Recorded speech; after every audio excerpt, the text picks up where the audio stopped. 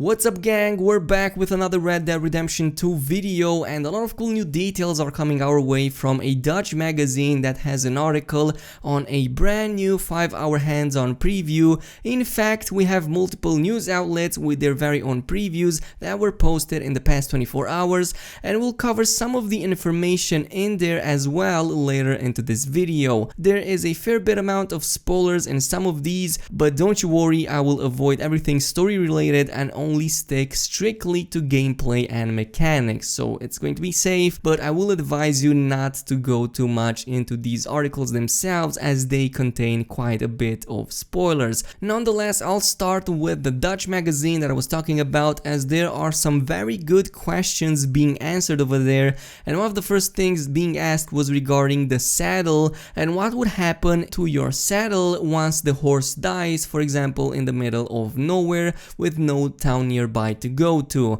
Does the possibility of cutting the saddle off the horse's dead body and carry it yourself to the nearest town exist, or will it magically appear into your UI or into your inventory afterwards? Well, the answer to this question is a shockingly yes. You can indeed take off the saddle of a dead horse, take it by yourself and put it on a different horse that either you buy later on or steal from somebody else, and that is a cool detail that I never even saw in a video game up until now. You can actually salvage the equipment that physically exists on your companion, on your four-legged companion, and take it to another one, which sounds pretty gruesome but also quite useful in situations when you let your poor horse to die. It goes so much in detail that even if you happen to have a person riding with his horse nearby, you can even steal his one and then transfer the saddlebag to it. And since the saddlebag also holds your extra inventory like additional guns, pelts, consumables and other stuff that you can't carry on yourself, it's important that you get it back as soon as possible, or at the very least as soon as the horse dies. I mean, it makes sense if you think about it, but it's just a random interaction that I don't think anyone else even expected or even thought it would be possible. But if you lose the saddlebag and not get it back, you'll also lose the inventory inside of it, so obviously you have a vested interest in getting it back as soon as possible or not losing it in the first place. So pretty cool stuff. But moving on, the second piece of information from the Dutch magazine is regarding the number of weapons that exist in Red Dead Redemption 2, and you'd be pleased to know that the number is somewhere over 50. So there are over 50 weapons available in Red Dead Redemption 2, and we kinda had a general idea about the type of weapons that existed, like pistols, revolvers, rifles, shotguns and so on, but now we have the range of the number that exists, and it's almost double the one that was in the previous Red Dead Redemption. And compared to GTA 5, like GTA 5 has a total of 80 weapons currently, and like a huge number of that was also added after the game was launched through various DLCs or updates, but still it's over 50 weapons compared to the 80 that exist in GTA 5, and you know how big that is, how many years have passed since then, and considering there's a lot of customization for almost every weapon part,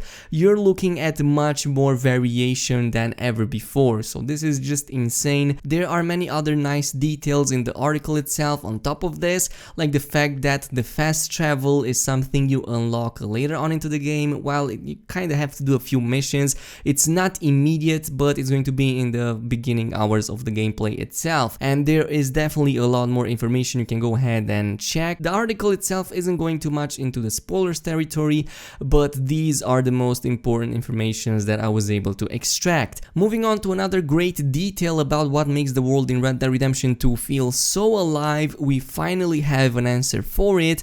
It was basically confirmed by Rockstar Games themselves that there are over 1,000 actors being used to flesh out the inhabitants of the towns and the wilderness in Red Dead Redemption 2.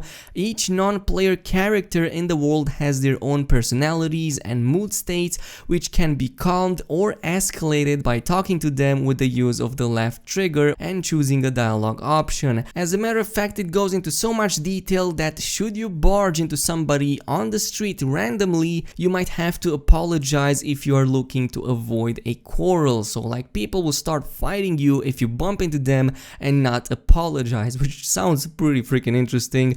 There seems to be a lot of ways you can interact with NPCs, not just one. In one of the examples that I will only briefly mention so I don't spoil anything, if you commit a crime and there is a witness nearby, you can of course choose to threaten them. As you know, that is an option that exists. But even if you do this, it's not 100% guaranteed that that NPC is not lying to you and instead will report it anyway. So it might still report a crime you're committing. This is the reason why you'll have to pay attention to the subtle cues like the tone of their voice, the way they move, the way they talk to you, how their general attitude is in regards to what's happening around them, and you can choose to threaten them once more until they are convinced to not report like the authorities. But this is just one of the examples, and there's so much more to the interaction system compared to how it was reported by IGN and all of the other news outlets. Losing money in various activities such as a game of poker, for example, or any other mini game,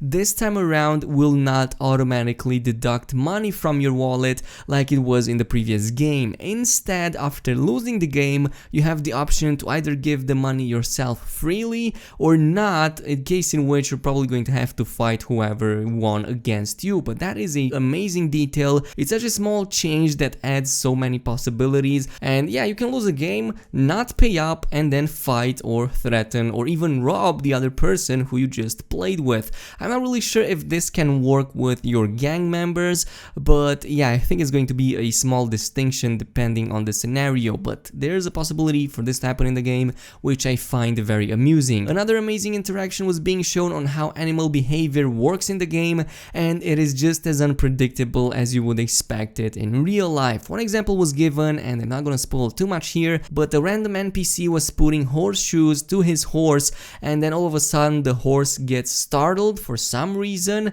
and kicks its owner in the head, instantly killing him. Just like that, randomly, without the player even doing anything, and it's just crazy how the interactions exist in this game. Like, I'm really curious, if you stay behind your horse and it kicks you in the face, will you die like that NPC? I'm really curious to test this out when the game comes out.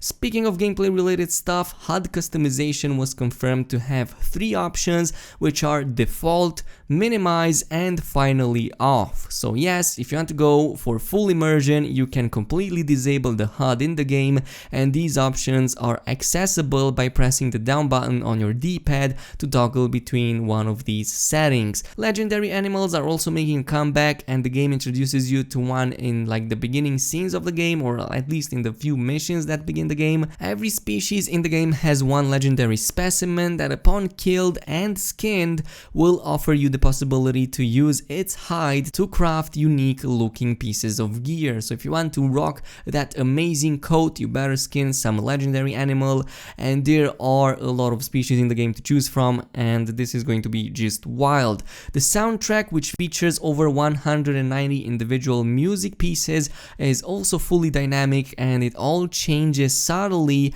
depending on your actions. In fact, even how honorable or dishonorable you are in the game will affect the type of music that gets played. And since we're talking about the honor system, I also want to mention a brand new detail that we didn't know about it, and that is the fact that as you get more honorable or dishonorable, the more your face expression and your pose will change depending on this. So I'm expecting Arthur to look like a complete maniac when going full outlaw, just putting it out there. By the way, I know I've talked about the performance a few days ago, and it's been confirmed that Xbox One X fully supports native 4K resolutions, which of course the console, we already knew it can do that. The performance also seems to be very good, as the entire game has been made on this generation of console, which is also the reason why it looks so good. So no porting from other generations, everything looks very good, very high detail, and there are some other small details here and there. I'm sure you also saw some of the screenshots that have been posted and that have been running on the background of this video, but this is the majority of the information that I couldn't find, and it's all brand new. So I hope you guys enjoyed this video, and if you did, don't forget to aim that like button. Also subscribe to the channel if you didn't already, and I will see you guys in the next one. So peace out.